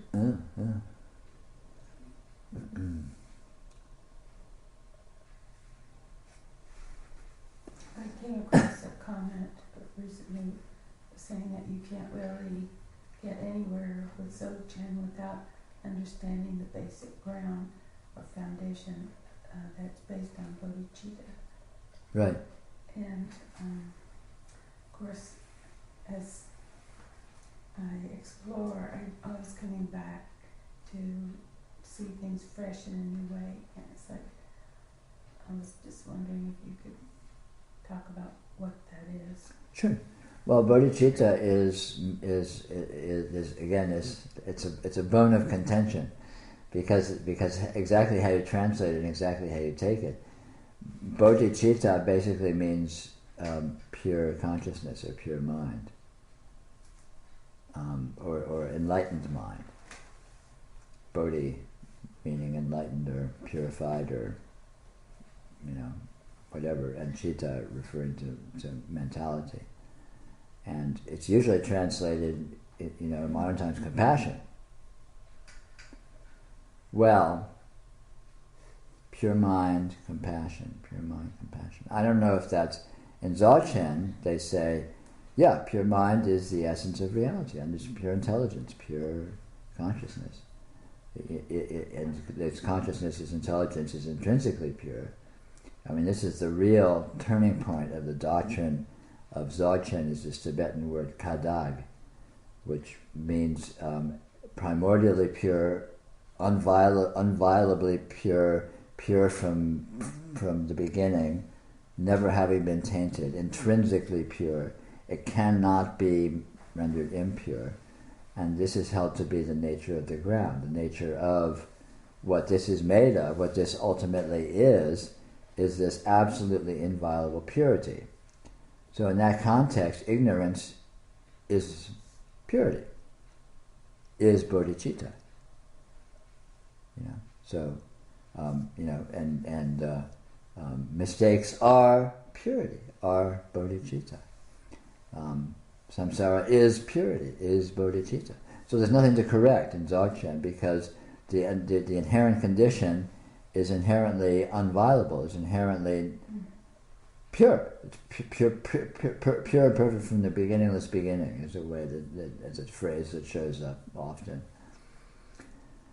And bodhicitta is one of the words that they use to refer to this.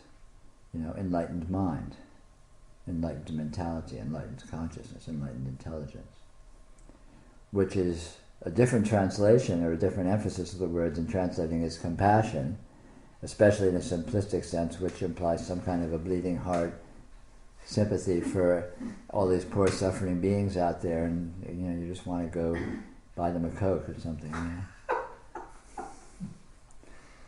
I always think of that world, that song, that Coke ad. I want to buy the world a Coke and keep it company. I sort of think of that as a cartoon parody of the it's a very simplistic version of the sort of the heavy-handed Buddhist compassion. It's like, oh, you poor thing. It's like, well, that's all very nice, and it's great to be supportive of people, and who wouldn't want to do that? But that's not really the cutting edge of what's going on here, And in actual fact, the only way to find genuine compassion is in the context of reality, because then you are available to actually be of benefit to people. The aspiration to compassion is like pretend. I'm going to pretend that I'm compassionate in the hopes that I'll actually become compassionate. It's kind of a very Baroque. It leads to a lot of play acting and insincerity and denial and God knows what. It's a very convoluted way to do it. It seems to me. Whereas if you just discover this infinite radiance that is intrinsically absolutely pure and perfect and transcendental and divine and cannot be otherwise, and look, lo and behold, turns out everything whatsoever is made of that, then all of a sudden, okay, that's kind of an interesting, it's a different context, isn't it? It's a different framework altogether, And in that context, compassion is open inclusion, is accessibility, is intelligent engagement. Which is the highest level of potential benefit.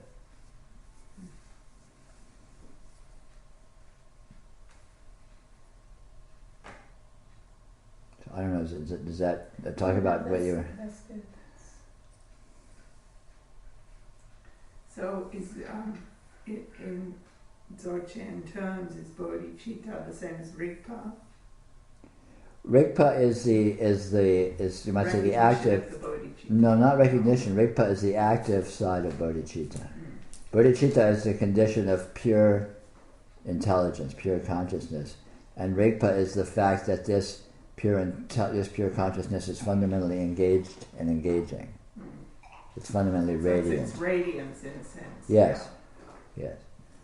It's radiance in a certain sense from the passive side. And then there's a quality called tel, which means energy or shining forth, which is its radiance on the objective side. But you can't really separate them out. So the rigpa they coexist. So there's these aspects, and they aren't actually separate things. They're just aspects of the one condition, that it is intrinsically pure and perfect. And it's intrinsically radiant, positive, engaged, you can call it. And it is intrinsically radiant in the sense of engaging with itself. Sort of receptive in a sense. It's receptive and it's projective simultaneously. And again, those two as one. So it sounds like there's two things going on, but it's actually the same thing. Like in a dream, there's the putting forth of the dream and the experiencing of the dream, which sounds like there would be two things, but in actual fact the event is one. So logically we differentiate two sides of it, but there's no two sides present, it's just one event. The seeing of it is the putting forth of it.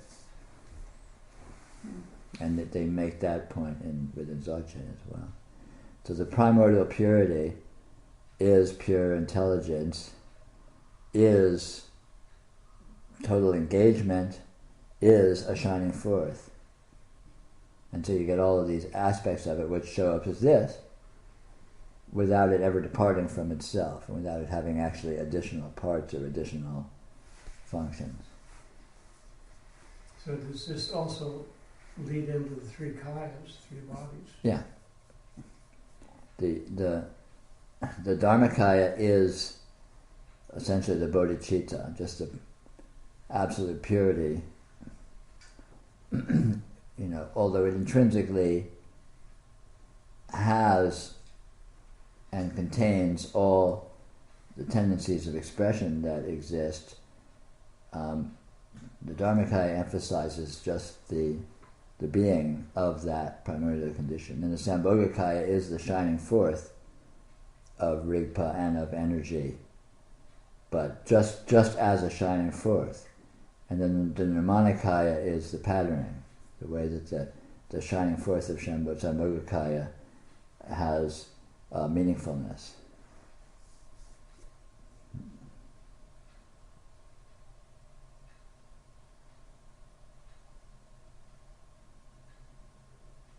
Like in a dream, you could say the background consciousness of the dreamer is the Dharmakaya, the dreaming is the Sambhogakaya, and the particular dream and the particular details of what the dream seems to be is the Nirmanakaya.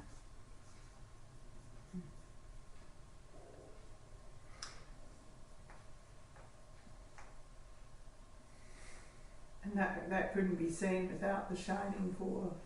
Yeah, it is the shining. It's what it's just a way of demarcating with different ways of looking at the shining forth. You know, and it's important to understand that the three kayas don't actually exist as separate things. They're just three ways of looking at or understanding the sort of dominant modes of this one thing. So why do they have the three modes? As a way of accessing it. It's actually powerful in yoga. Because the Nirmanakaya, the Sambhogakaya, and the Dharmakaya are the sort of the three dominant resonant modes that reality can be dominantly apparent as. You can be with the shining forth Sambhogakaya, you can be with the patterning, which is Nirmanakaya, and you can be with just beingness, absolute primal beingness, which is Dharmakaya.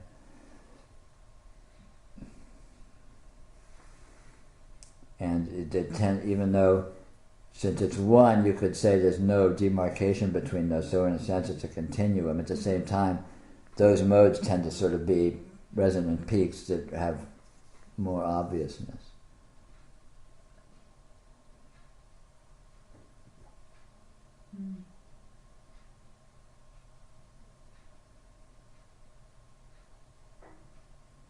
And everything whatsoever is that. The experience is the three kayas. And then it can be misunderstood and misinterpreted, and then you have the famous samsara, confusion, which of course consists of nothing other than the three kayas, but is not included within the three kayas, because the three kayas are seeing it all in purity. Right, and the other one is turning one's back on it. Well, apparently misinterpreting it. It's imagining you're turning your back on it. Imagine there's a you and a back to turn, and then so on and so forth. Yeah, imagining the sun goes behind a cloud, and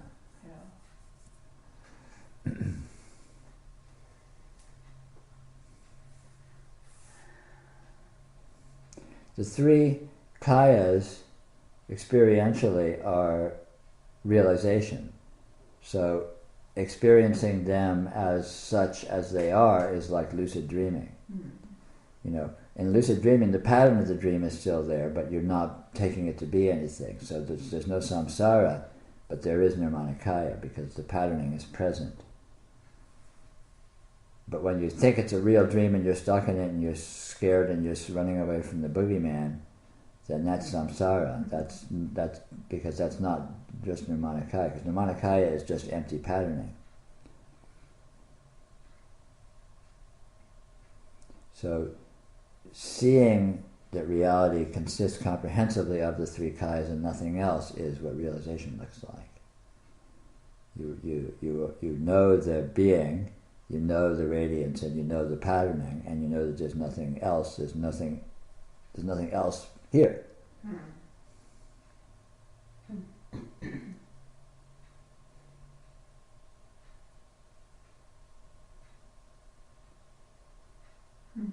So you can know the background. Of course. This is the background.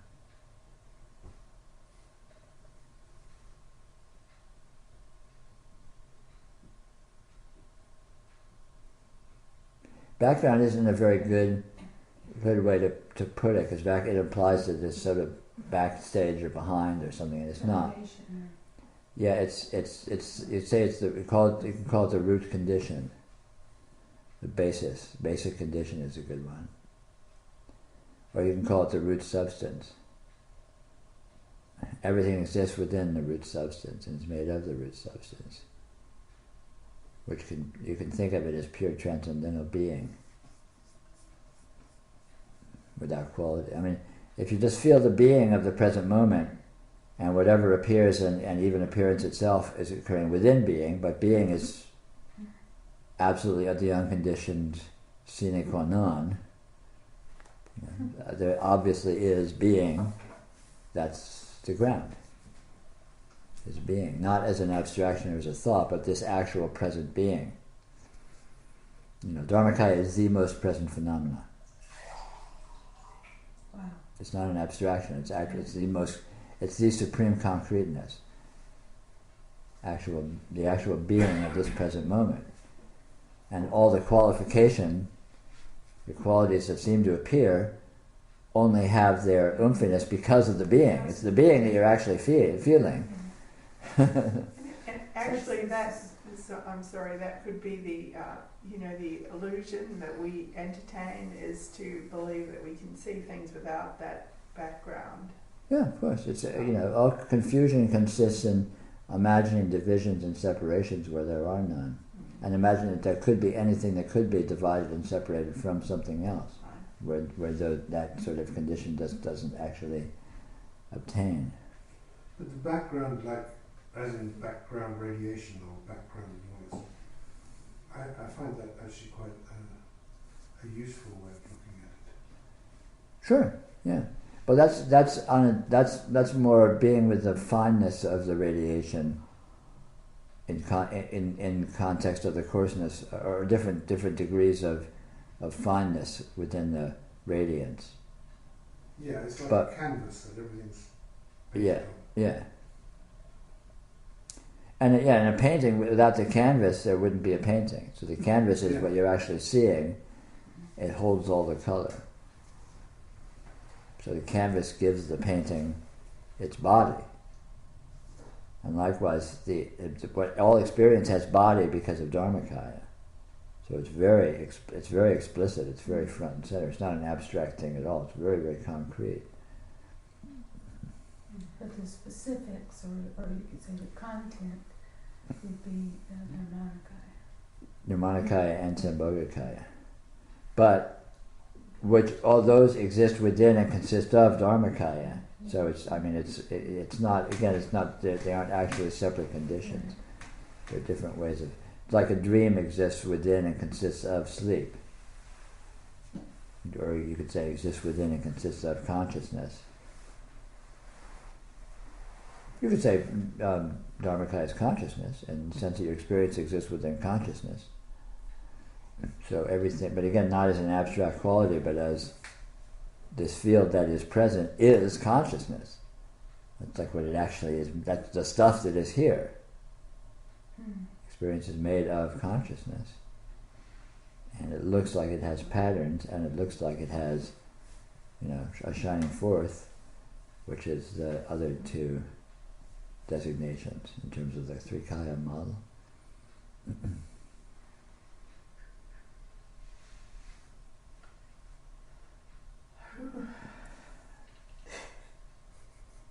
It's a rich cake. The richest. And sweet.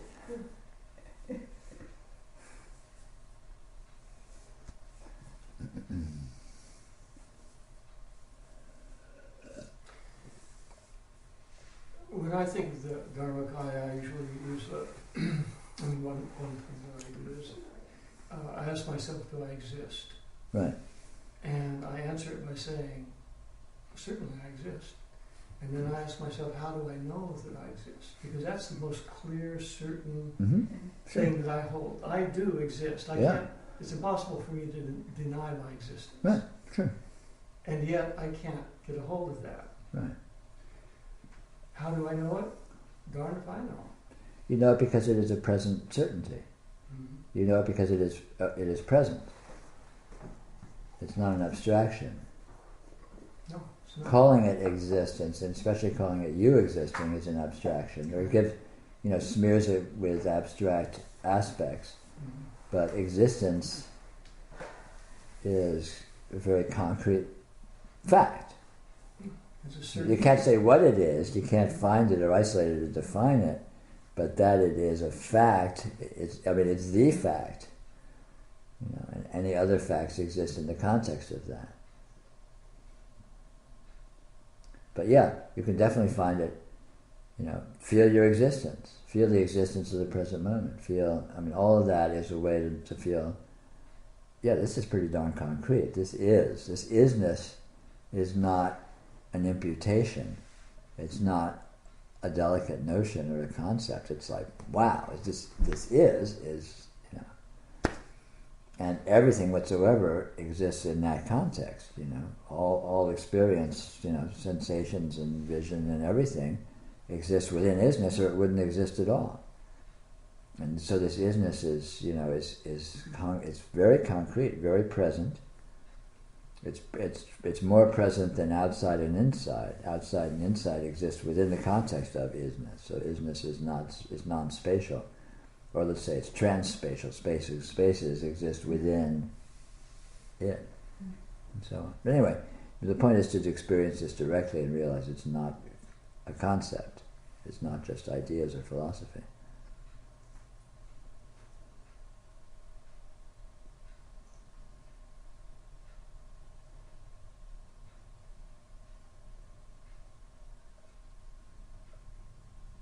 And the reason that's hard is because isness can't. We think of something concrete, we think of something. Well, it is that is the isness. You couldn't do that if there wasn't isness. But isness isn't just this. It's not just this, but this is wholly isness. Well, that thought process relates to Irma's questioning about the three bodies. Why do you have three bodies? If I think in terms of I exist, there's no content in that per se. Right. But then that existence spreads out as the radiance and spreads out as patterning. Yeah, all of which comes with. And I can look at any one of those, at least in the abstract. I can look at any one of those as separate from the others. Well, it can be meaningful to notice that, but you can't actually separate it. Right. Only in the thought. Because it's one thing. It's one phenomenon.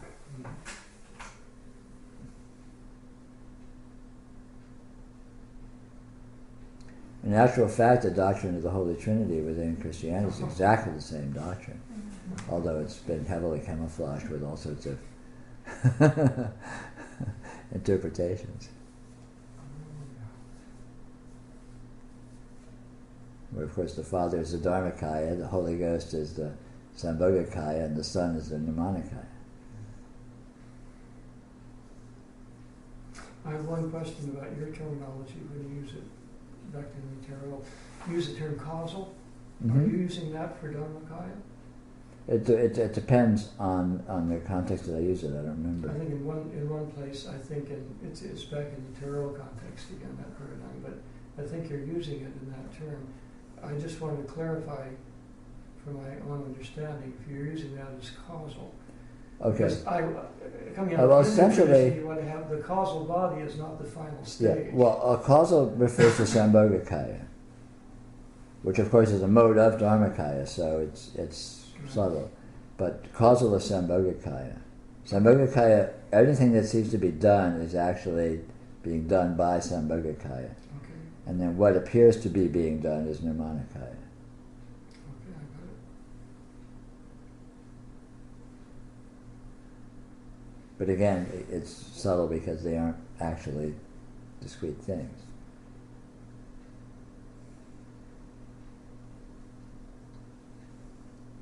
I think of it as three branches of government. Sambhogakaya is the executive branch of government. So this is a basic archetype. Very That's gonna core show up analogy. I don't like this. I I don't- don't like this at all. I think that there should be Dharmakayas. Which? Remember Kaya? Well, I'm not going to pursue this analogy, but for obvious I reasons. think we've moved into a grey area. We've moved into a red and blue area. Anyway, we're slightly past our quitting time, so I'll bid good night to our studio audience. I mean, to the audience.